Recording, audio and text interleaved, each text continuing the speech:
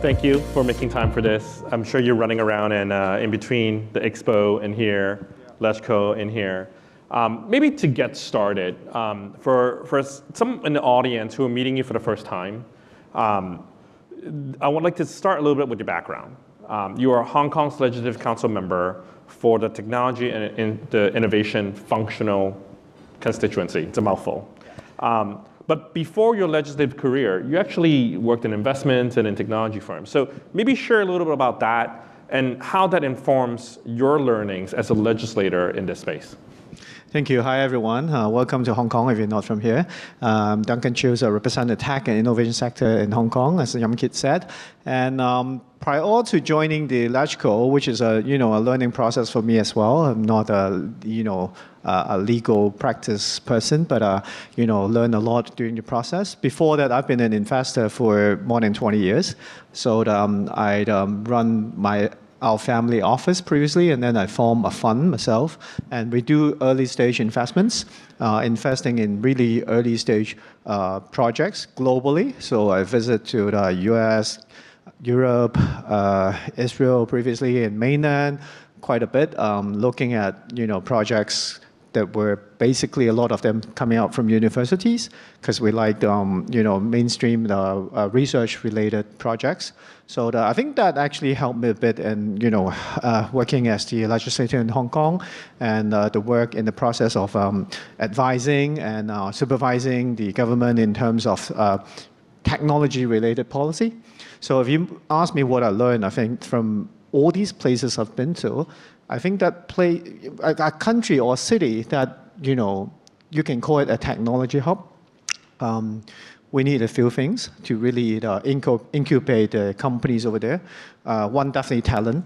How can you attract talents to that city that are attached to opportunities? Mm-hmm. And second is definitely investment capital, where you have ample investments, that will back this company into building into decent companies. Mm-hmm. And that would be the ecosystem that you can actually provide. So I think third, of course, is policy. So whether you have forthcoming policy that you can create scenarios. In mainland China, we always call 場景, which is the scenario. Can you provide real case scenario for these projects to work on? You can put the best leading scientists or professor in the room, think about something, but you really have to put the thing into work. You need to put it into real scenarios so it can actually advance and through the process, know what they can do better in the technology so that the company can grow.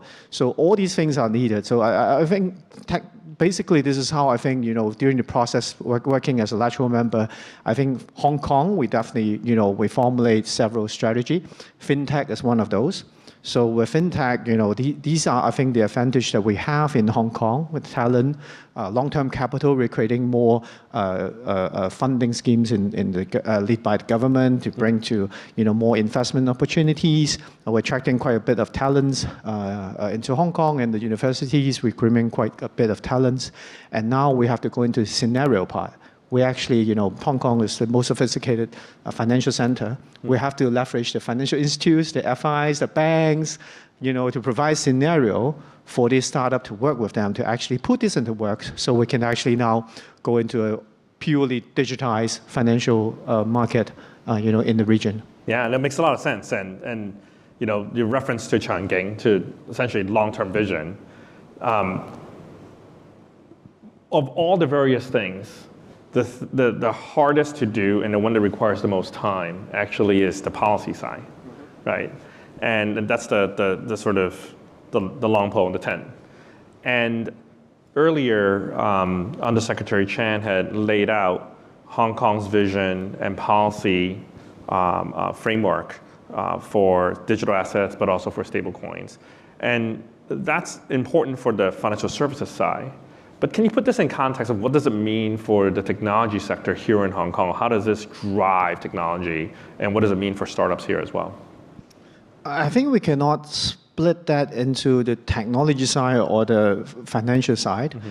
I think why we have the FinTech term is actually it's actually one thing. We need the practitioners from the financial industries to provide input, look at the guideline, what we can revise by providing room for improvement and providing these innovations to actually attest back to help the financial system. But we also need to leverage the technology side, what they can, what we can do to actually help. And so I think this is one thing that, the good thing I see in the trend in Hong Kong. We have a lot of, financial experts in Hong Kong. And previously, some people would say, hey, we're not too good on tech. But, we have globally, many tech talent in the Chinese community. And, we're attracting a lot of people, into Hong Kong. So I think having these, room for they to exchange and build on the new financial products. I think getting these talents together is one thing.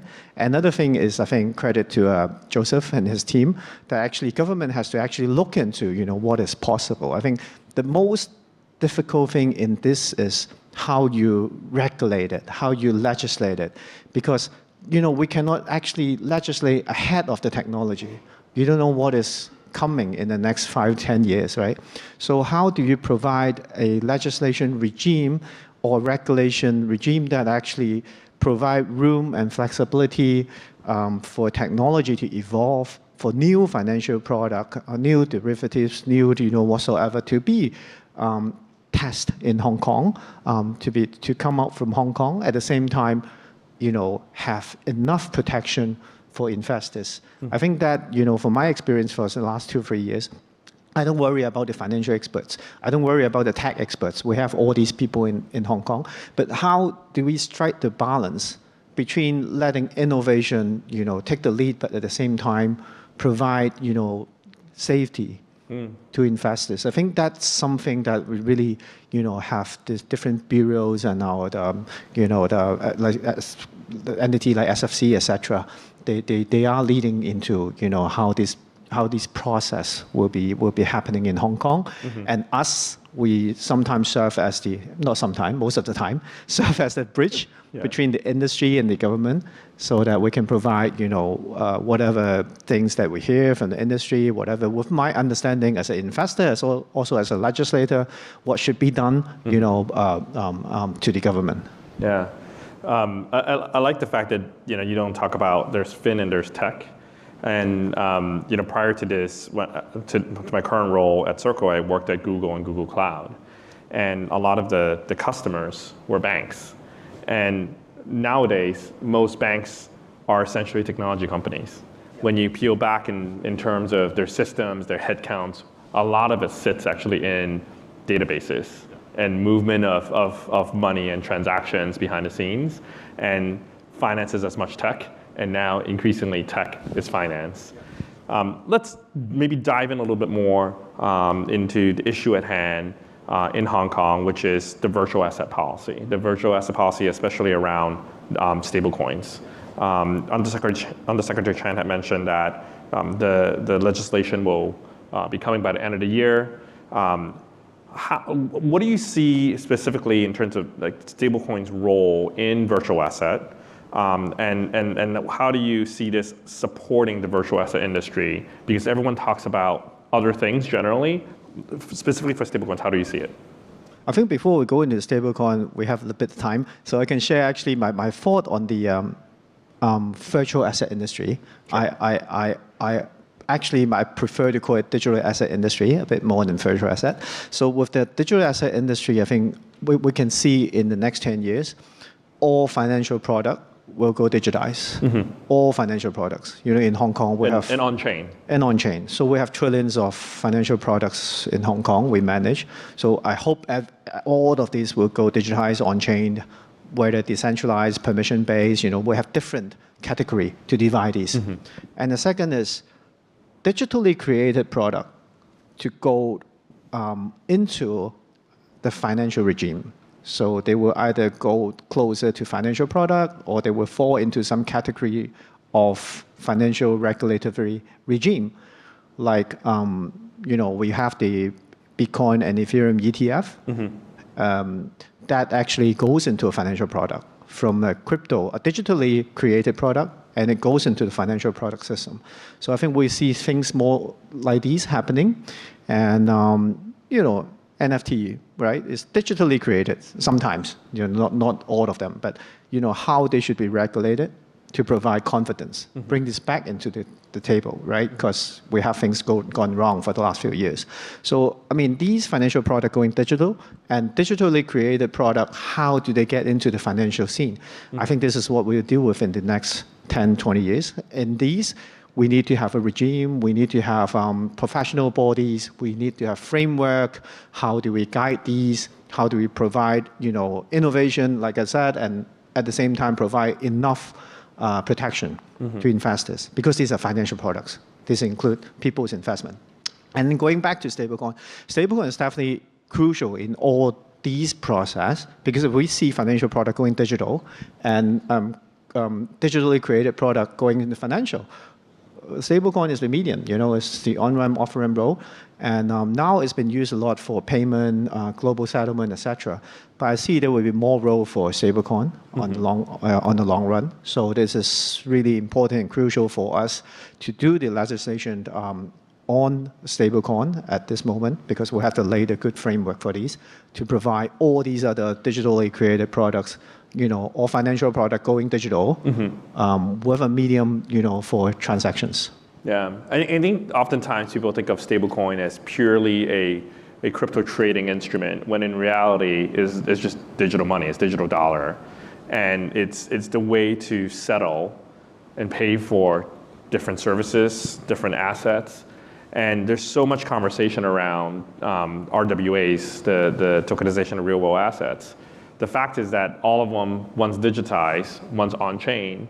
It doesn't make sense for someone to make the trade and then call their bank to send a wire. It makes more sense to be able to say, I will pay you on-chain for that asset. And that's actually what's going to accelerate the velocity of the settlement and the velocity of the trade. You mentioned the legislative process. Most folks here are either technologists, builders, founders, investors, but they're not policy people. Policy people don't usually show up to this. So can you maybe peel back an onion a little bit for those who don't follow the policy process? What happens? So the HKMA, and if the undersecretary does his job, the FSTB brings the legislation to LegCo, what next? I think possibly Joseph has shown this earlier. No, he just said he's going to give it to you by the end of the year. He doesn't say what you do with it. Yeah, okay. So we've done some consultations, and we have a suggested framework. So what we'll be doing is we wait at LegCo for Joseph and his team to table this to LegCo. So then we get into LegCo most likely for the first reading, and then we have the right to actually at the LegCo member level for some bill to look into it again by forming a smaller committee, what we call a bill committee. So I suppose for stablecoin, which is an important issue, I guess some of our members would like to go through this in a bill com. So if we set if we have requests and then we form, actually in our meeting, if 3 members from LegCo out of 90 request for a BillCom, then we will form a BillCom. So I suppose there will be more than 3 that request this. So most likely by the time the government table this to LegCo, if we have member asking to form the BillCom, then we will further have a small committee to look into this bill and for further elaboration and discussions. I suppose normally that take like 2-3 months to wrap it up with a summary, and then we table for LegCo for second reading, third reading, and then we come up with the cassette. So my guess is by the time government table this to LegCo, it's going to take like 3 months to wrap up the discussions, and then that will go into effect. That's my guess. Yes. Well, then we need to bring someone from the MA on the stage to see what happens on that side. But essentially, the bill shows up. There's a reading. There's a committee that then takes it and kind of dive into the specifics. And then coming out of it, it gets brought back to the main floor for up or down vote or another reading. So the way I actually describe it to my colleagues in the U.S. is that you are the Patrick McHenry of the Hong Kong Legislative Council. Patrick McHenry is the ranking member, the chair of the Financial Services Committee in Congress. You're a little younger. I had a lot of gray hair. I just dyed it, but you know, I think not just me, but a few of our members at LegCo, they are quite concerned with these. So I couldn't say it's just me, but it's really important in this process. You know, stakeholders like you guys should do more lobbying to the members, because I wouldn't say all 89 currently we have 89 LegCo members are familiar with stablecoin, and during the process of discussions, we actually don't want to, you know, make some big changes or twists to the bill that, you know, doesn't go into flavor of building the market. So it will be useful that, you know, for the stakeholders in the industry to actually educate us a little bit more. If the bill has, you know, if there's any concern that we should raise, you know, in the process, you know, otherwise, when there's a cassette, you know, it's going to take some time for us to review it or, you know, look into things that is not functioning particularly. And but I suppose from the previous consultation, I think, yeah, we heard quite a bit from the industry. It's okay. There might be some little thing that I would personally want to be, we should look into, and especially my personal feel is whether, you know, we should allow RMB based, you know, stablecoin. That's a big discussions, but you know, that's one thing I personally will think we should look into it. Got it. Now, and you heard it here first. The legislator is asking for inputs, so all of you sign up. This is super helpful. Maybe to wrap up, like ultimately, as a policy person that's in business, policy is a set of guardrails. It's a way to set the rules of the game, but you need business to develop. It has to get to an outcome, or else it's just policy for policy's sake, and that's not very helpful. We will be making a number of announcements here at Circle Forum, working with Hong Kong companies in terms of how they're using USDC, how they're using some of the programmable wallets. But what advice do you have as someone who's, you know, a policymaker, but also worked in the industry? What advice do you have for businesses in Hong Kong, not just the startup, but also the enterprises, to build and operate a virtual asset business, or to bring virtual asset into their business here in Hong Kong? Like, what do they need to be thinking about, and what advice do you have for them? Yeah, I think getting more people to buy in, right? That's one thing. I think we are quite advanced in terms of the regulatory regime, in terms of the Hong Kong MA, SSC, and the bureau side. And I think we need more education, not just to the corporates, but to the public in Hong Kong. I think the understanding of the whole virtual asset or digital asset movement that, you know, led by the government and the industry. People in the loop here, we understand, and we know how important it is. This is going to be the next financial, you know, paradigm you know, that this is what we're going to live in for the future generation. But the work that we're laying out here, I think a lot of people doesn't understand the importance of this, and, you know, there are incidents that actually lead to you know, negative provocations, etc. So I think we have to really educate for the corporates. I think a lot of the major corporates, they understand what we're doing, but, you know, they need some buy-in.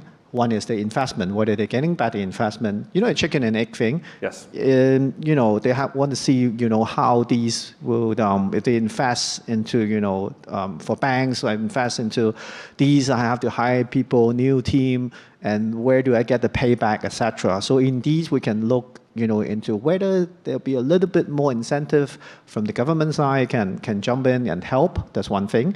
But I think the most important thing is, you know, on educating the market, telling this is, you know, important. And, you know, a few major buy-in is also important, you know, like banks that offer service to the majority of the public. You know, we have to have a few major buy-in. And ecosystem, I think the ecosystem is not enough. We need to bring in more solution providers, more the startups teams.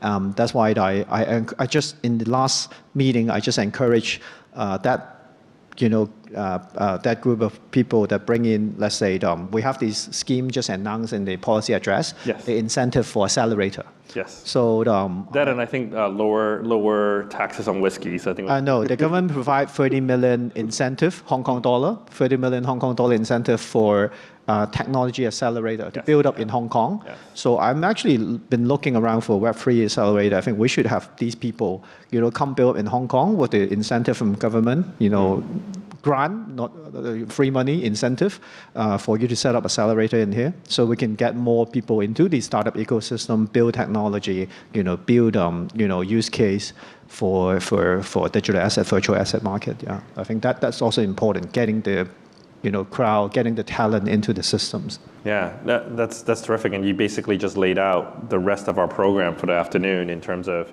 partners, ecosystems, etc. Well, I really want to thank you for making time for this. I know you've been running around. We got to cover everything from your background, like having been in the industry in technology, coming in the policy side, the importance of the policy here for Hong Kong and what it drives. We talked a little bit about what happens in the legislative process once the bill arrives, because I think for some folks that are it's a little bit behind the scenes and don't get to see that. And then we talk about adoption. Really a wide-ranging conversation. Thank you so much. Thank you.